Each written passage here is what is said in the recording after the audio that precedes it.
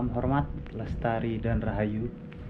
Di video kali ini saya akan mencoba untuk menceritakan kronologis kejadian pendaki gunung yang terpleset, terus jatuh dan ditemukan dalam keadaan botol kosong di Bukit Piramid kemarin kan, hari Minggu.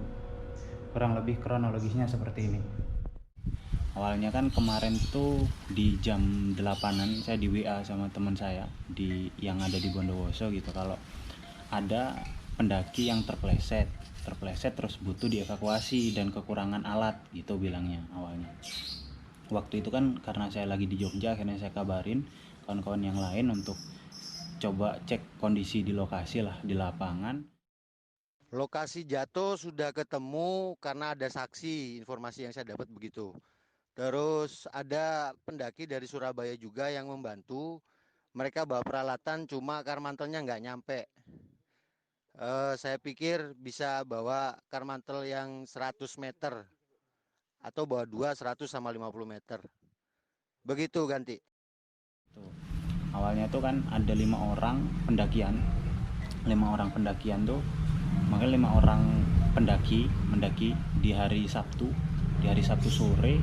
Terus kemudian mereka camp di batas vegetasi sebelum Punggung Naga. Jadi di ekor naga tuh mereka camp di situ.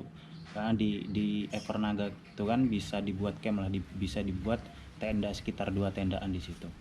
Mereka camp di situ, kemudian esok paginya di Minggu pagi muncak, tapi cuma 4 orang. Yang 1 orang tuh nungguin di tempat camp tadi tuh. Nah, salah satunya 4 orang ini ada yang korban itu tadi gitu. Naik ke puncak, kemudian turun, habis foto-foto di puncak, melihat matahari terbit lah, sunrise gitu. Terus turun. Nah, di jalur piramid itu kan banyak batu-batu tuh. Kan jalurnya kan naik turun gini, ekor naga tuh. Ekor naga tuh naik turun. Terus ada batu. Nah, di situ tuh batu itu biasanya tuh turunnya tuh biasa turun turun turun pelan-pelan gitu. Nah, setelah batu itu kemungkinan si korban ini kurang hati-hati waktu turun di batu itu tadi. Setelah turun di batu, terus kemudian terpleset si korban ini. Korban ini terpleset, sempat jatuh sekitar 5 meter lah dari lokasi punggungan ini. Jatuh ke bawah 5 meter dan itu masih pegangan. Minta tolong kan sama kawan-kawan. Kebetulan ada kawan-kawan yang dari Surabaya. Ada kawan-kawan dari Surabaya tuh minta mau nolongin, karena mereka kan bawa tali mau ditolongin. Si korban ini jatuh lagi. Jadi abis jatuh yang pertama di sekitar 5 meter dari punggungan tuh masih pegangan, terus jatuh lagi sekitar 30 meteran lah, jatuh lagi ke bawah. Nah, itu mau ditolongin kan, udah pasang tali mau ditolongin. Terus kemudian belum sempet ke lokasi korban itu udah jatuh lagi ke bawah. Jadi sempat teriak kesakitan, terus jatuh lagi ke bawah. Udah nggak kelihatan dari atas, akhirnya kawan-kawan yang di atas nih, kawan-kawan rombongannya si pendaki tadi sama yang lainnya juga minta tolong sama warga, turun ke bawah minta tolong sama warga. Akhirnya di situ koordinasi, kawan-kawan setempat juga sudah dikabarin. Nah, akhirnya ada beberapa orang yang memang paham soal piramid juga, sering naik gunung, akhirnya naik pendorongan alat di situ. Terus yang lain juga, potenisar yang lain juga pada merapat, Basarnas Jember juga merapat juga. Akhirnya baru dievakuasi itu nyampe bawah sekitar jam 4 sore. Jadi di hari Minggu jam 4 sore baru nyampe di bawah, langsung dibawa ke rumah sakit.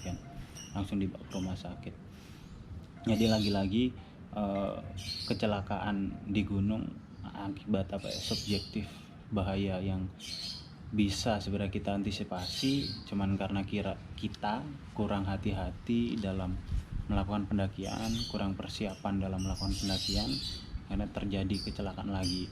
Dan kondisi korban itu ditemukannya meninggal dunia. Proses evakuasinya kemarin tuh nggak ditarik ke atas, tapi langsung diturunin ke bawah. Jadi lokasi jatuhnya tuh sebelum pohon-pohon. Jadi kan kalau teman-teman tuh pernah ke piramid, atau nanti coba saya kasih sekilas video kondisi piramid itu seperti apa. Jadi jalur, terus di sini tuh ada rumput-rumput panjang. Nah, setelah rumput baru pohon-pohon. Nah, lokasi korbannya tuh itu di ini hampir mau ke batas vegetasi tuh, jadi belum ke pohon-pohonnya, jadi masih di rumput-rumputnya. Lokasi survivor berhenti, terjatuh dan berhenti di situ. Itu langsung dievakuasi, ditarik ke bawah lewat hutan-hutan bambu, hutan bambu di bawah itu langsung, dan nyampe di bawah sekitar jam 4 sore. Jadi itu kan kalau bisa dianalisa, jalur piramid itu kan jalurnya sempit tuh, jalur sempit. Nah, jalur sempit benar-benar harus berjalan pun harus hati-hati, berjalan pun harus benar-benar. Kalau banyak kan di video-video atau di tulisan-tulisan media tuh banyak yang bilang piramid tuh tidak layak untuk didaki, piramid tuh banyak memakan korban dan lain sebagainya. Sebenarnya bukan salah gunungnya sih, kalau menurut saya tuh bukan salah lokasinya, tapi di sini lagi-lagi saya bilang bukan mencari siapa yang salah, tapi mencari apa yang salah gitu. Jadi tidak ada yang disalahkan, tapi apa yang harus kita benarkan. Jadi persiapannya, dari mulai persiapan terus kehati-hatian pendakian itu kan sangat penting di sini.